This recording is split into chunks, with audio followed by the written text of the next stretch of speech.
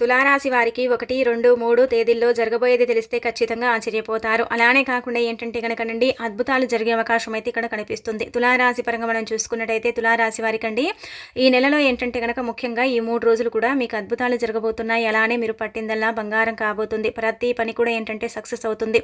మంచి ఫలితాన్ని పొందే అవకాశం అయితే ఉంటుంది. కానీ ఈ ప్రమాదం జరిగే అవకాశం ఉంటుంది. ఇలా చేసి ఏంటంటే గనక ఆ ప్రమాదం నుంచి బయటపడండి. అసలు ఏం జరగబోతుంది, ఎలా ఉండబోతుంది, ఏం చేసుకోవాలనేది తెలుసుకునే ముందు ఒక చిన్న రిక్వెస్ట్ అండి. వీడియోని చివరి వరకు చూడండి. నచ్చితే లైక్ చేయండి. కొత్తగా చూస్తున్నట్టయితే సబ్స్క్రైబ్ చేసుకోండి.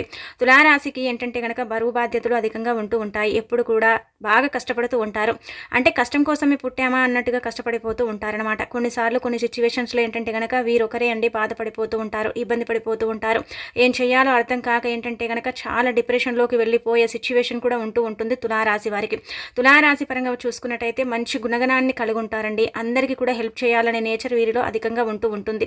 ఈ తులారాశి పరంగా మనం చూసుకున్నట్టయితే చాలా వరకు కూడా అండి అంటే చూడటానికి చాలా సైలెంట్గా ఉంటారు. కానీ అంత సైలెంట్ అయితే ఏం కాదు. అందరితో చురుగ్గా మాట్లాడుతూ ఉంటారు. వీరి మాటలు చాలా మందికి నచ్చుతూ ఉంటాయి. వీరి అంటే ఉండే విధానం, పద్ధతి అంతా కూడా పర్ఫెక్ట్గా ఉంటుందని చెప్పొచ్చు. అలా అని ఏంటంటే కనుక వీరు ఇతరుల జోలికి ఎక్కువగా వెళ్ళారండి. వీరిది ఏందో వీరు చూసుకుంటారు. వీరి పని ఏందో వీరు అంటే చేసుకొని చక్కగా వీరి జీవితం ఏందో వీరు బ్రతుకుతూ ఉంటారు. ఇంటి బాధ్యతలన్నీ కూడా ఏంటంటే చిన్న వయసులోనే వీరి మీద వేసుకుంటూ ఉంటారు. పని ప్రెషర్ అనేది పెరుగుతుంది. పని వల్ల చాలా సఫర్ అవుతూ ఉంటారని ఒక రకంగా చెప్పొచ్చు. ఇక ఈ తులారాశి పరంగా మనం చూసుకున్నట్టయితే అండి కొంచెం అంటే బాగానే ఉంటుందండి. కొంచెం బాగానే కలిసి వస్తుంది. కానీ ఈ యొక్క ప్రమాదం జరిగే అవకాశం అయితే ఉంటుంది. కొంచెం ఏంటంటే కనుక జాగ్రత్త వహించండి. మిగతాదంతా కూడా పర్ఫెక్ట్గా ఉండబోతుంది.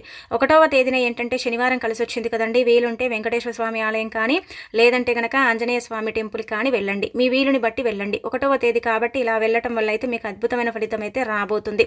అలా వెళ్ళటం వల్ల ఏంటంటే నెల బాగా కలిసి వస్తుంది. ఇంకా నెలంతా కూడా మీకు మంచి జరిగే అవకాశం అయితే ఉంటుంది. దైవానుగ్రహం ఉంటుంది. ముఖ్యంగా ఇక్కడ చూసుకున్నట్టయితే దైవానుగ్రహంతో ఏంటంటే కనుక సంపద పెరిగే అవకాశం ఉంటుంది. చేసే ప్రతి పని కూడా మీరు సక్సెస్ని చూసే అవకాశం ఉంటుంది. కాబట్టి మీరు అంటే దగ్గరలో ఉండే ఆలయానికి వెళ్ళండి. ఆలయానికి వెళ్ళలేకపోతే ఇంట్లోనే దీపారాధన చేసుకోండి. ఆ విధంగా కూడా మీకు బాగా కలిసి వస్తుందన్నమాట. ఇక 1వ తేదీన ఉదయం నుంచి సాయంత్రం వరకు కూడా చాలా హ్యాపీగా ఉంటారండి. కొంచెం హ్యాపీనెస్ అయితే కనిపిస్తుంది. పనులు పెరుగుతాయి. ఒత్తిడి ఎక్కువగా ఉంటుంది. ప్రెషర్ అనేది ఎక్కువగా పెరిగే అవకాశం అయితే ఉంటుంది. బాగా కష్టపడుతూ ఉంటారు. అలానే కాకుండా ఏంటంటే కనుక ఉద్యోగాల పరంగా మాత్రం మంచి అవకాశాలు ఉంటాయని చెప్పొచ్చు. కొంచెం అంటే చిన్న ఉద్యోగం నుంచి పెద్ద ఉద్యోగంలోకి వెళ్ళే అవకాశం అయితే ఉంటుంది. అంటే బదిలీలు జరిగే అవకాశం అయితే ఉంటుంది. అలానే విద్యార్థుల పరంగా అయితే బ్రహ్మాండంగా కలిసి రాబోతుందండి. విద్యలో బాగా రాణించగలుగుతారు. అలానే కాకుండా ఏంటంటే కనుక విద్యార్థులు ముందంజన ఉండే అవకాశం కూడా కనిపిస్తుంది అనమాట. ఇంకా మనం ఏంటంటే కనుక ప్రేమికుల పరంగా కూడా అండి బాగుంటుంది. ప్రేమికుల పరంగా కూడా బాగా కలిసి వస్తుంది. ఎక్కడ కూడా ఇబ్బంది అయితే కనిపించడం లేదు. భార్యాభర్తల పరంగా కూడా బాగుండే అవకాశాలు అయితే ఉంటాయి. చిన్న చిన్న అపార్థాలు జరుగుతాయి. ఆ అపార్థాలు ఏంటంటే కనుక సర్దుకుంటారని చెప్పొచ్చు. మిగతాది మనం చూసుకున్నట్టయితే రియల్ ఎస్టేట్ రంగాల వాళ్ళకు కూడా ఏంటంటే కనుక బాగా కలిసి వస్తుంది. వీరిదే పై చెయ్యి అయ్యే అవకాశం కూడా ఉంటుంది. అంటే మరీ అంత ఎక్స్పెక్ట్ చేయకండి అన్ని లాభాలు వస్తాయని. మీరు అనుకున్న దానికంటే ఒక ఏంటంటే కనుక శాతం తగ్గే అవకాశమే ఉంటుందన్నమాట. కాకపోతే ఒక మధ్య రకంగా మీకు ఫలితాలు వచ్చే అవకాశం అయితే ఉంటుంది. సూపర్గానే ఉంటుందని చెప్పొచ్చు. ఇక ఆ తర్వాత వృత్తి ఉద్యోగాలు చేసే వాళ్ళకు కూడా బాగుంటుంది. 1వ తేదీ అనుకూలిస్తుంది. అనుకూలంగా ఉండబోతుంది. కొంచెం లాభదాయకంగా ఉండబోతుంది. ఎక్కడ కూడా ఇబ్బంది అయితే కనిపించడం లేదు. ఇక 2వ తేదీ ఆదివారం. 2వ తేదీ ఆదివారం ప్రయాణాలు చేస్తారు. ఖచ్చితంగా ప్రయాణాలు చేస్తారు. కొత్త పరిచయాలు ఏర్పడతాయి. కొత్త స్నేహితులతో ఏంటంటే కనుక చక్కగండి మీరు మాట కలిపే అవకాశం అయితే ఉంటుంది. కొత్త పరిచయాల వల్ల ఏంటంటే కనుక మీ లైఫ్ టర్న్ అవుతుందని చెప్పొచ్చు. ఈ పరిచయాల వల్ల ఏంటంటే కనుక మీకు జాబ్ అంటే ఇలా జాబ్ అంటే సర్చింగ్లో ఉన్న వారికి జాబ్ వచ్చే అవకాశం ఉంటుంది. మంచి ఆపర్చునిటీ కలిగే అవకాశం ఉంటుంది. చాలా వరకు కూడా కొత్త పరిచయాల వల్ల మీ లైఫ్ చేంజ్ అయ్యే అవకాశం అయితే ఉంటుందన్నమాట. కొంతమందికి కొత్త పరిచయాలు అయితే ఈ తులారాశిలో ఏర్పడతాయి అనమాట. అలా ఏర్పడటం వల్ల ఏంటంటే కనుక విపరీతంగా ధనలాభం కూడా కలిగే అవకాశం అయితే ఉంటుందన్నమాట. పరిచయాలు ఏంటంటే కనుక ఒక రకంగా చెప్పాలంటే మీ లైఫ్ని చేంజ్ చేస్తాయని చెప్పుకోదగ్గ విషయం అనమాట. ఇక 2వ తేదీ అండి 2వ తేదీ వసంత పంచమి అండి.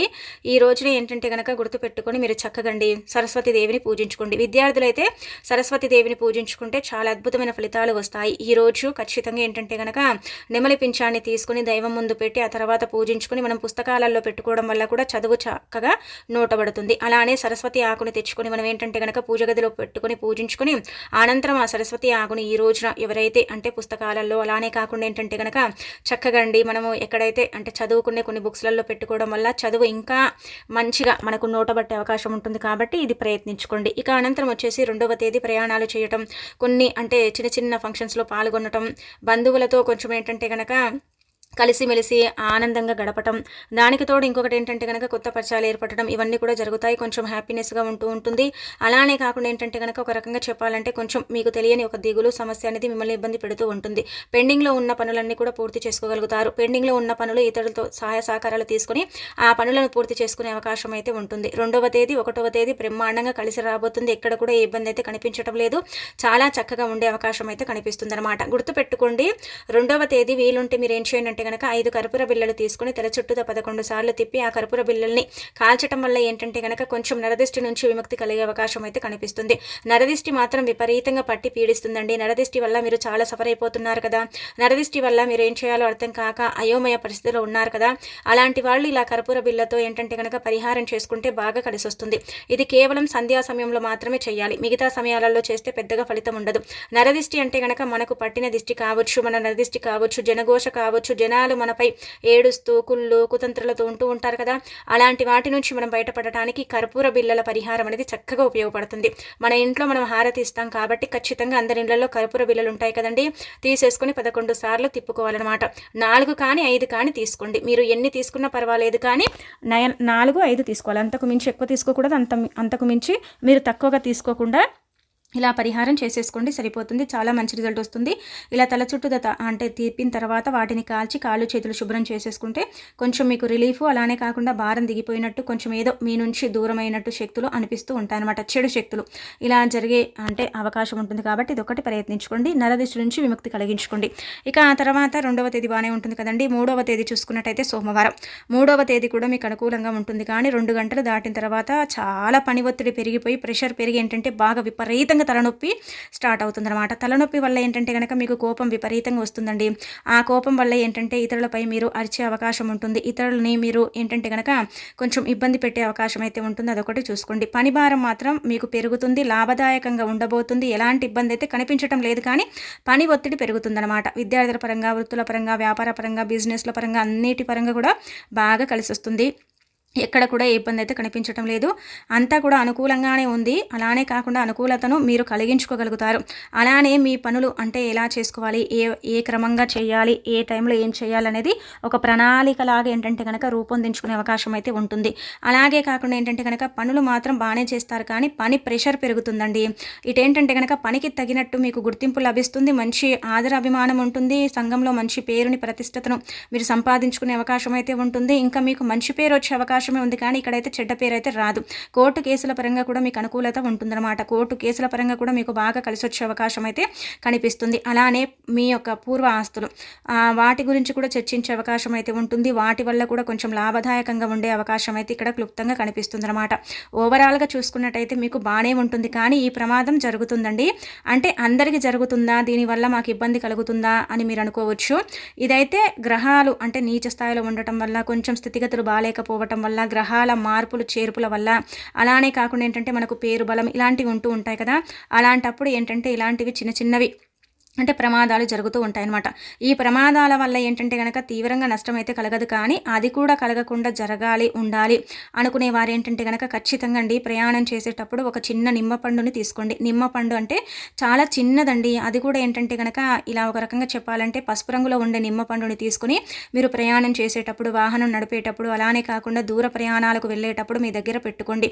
అలా పెట్టుకొని వెళ్ళిన తర్వాత వచ్చేటప్పుడు దాన్ని దారిలోనే పడేయండి.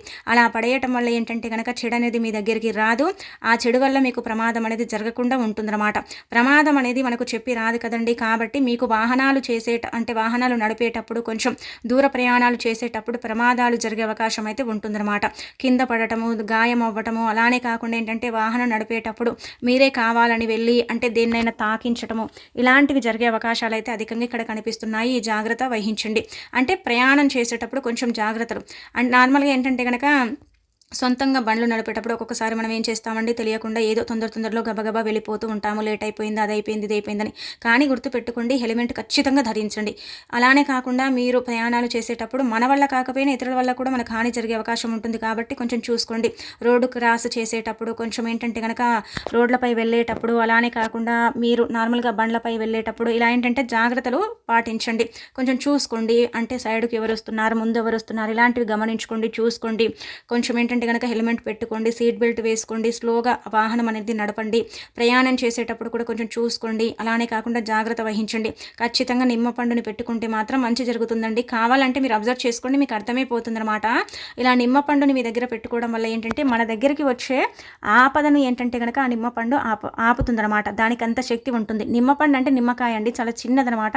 పసుపు రంగులో ఉండేది మాత్రమే పెట్టుకోవాలి. మళ్ళీ మీరేంటంటే కనుక గ్రీన్ కలర్లో ఉండేది పెట్టుకుంటే మాత్రం దానివల్ల మీకేం ప్రయోజనం ఉండదు. పసుపు రంగులో ఉండేది మాత్రమే చిన్నది తీసుకొని జేబులో పెట్టుకోండి, జేబులోనే ఉంచుకోండి. ఆ ప్రయాణం చేసి ఇంటికి వచ్చే వరకు కూడా పెట్టుకోవచ్చు. లేదు అనుకుంటే కనుక ఈ 3 రోజులు కూడా అండి, రేపు మనకు 1వ తేదీ శనివారం కదా, వీలుంటే వెంకటేశ్వర స్వామి పట్టం ముందు ఒక చిన్న నిమ్మపండుని పెట్టి తీసి 3 రోజులు కూడా జేబులో పెట్టుకోండి. 3 రోజులు అయిపోయిన తర్వాత ఆ నిమ్మపండుని తీసేసి దారిలో ఎక్కడైనా సరే పడేసుకోండి. అలా కూడా ఫలితం ఉంటుంది. ప్రమాదాల నుంచి మీకు విముక్తి కలిగే అవకాశం ఉంటుంది.